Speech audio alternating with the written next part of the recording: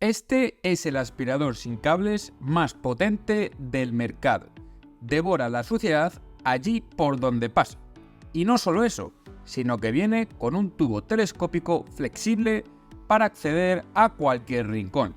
Sí, hablamos de la nueva Conga Rockstar 11500 Odyssey Ergoflex de Cecotec. Tras haber podido utilizarla durante unas semanas en diferentes circunstancias, vamos a explicarte tanto los aspectos que nos han gustado como aquellos que creemos que pueden mejorarse. Además, la estaremos comparando con otros aspiradores sin cables de la actualidad para dejar bien claro cuál de ellos merece la pena comprar.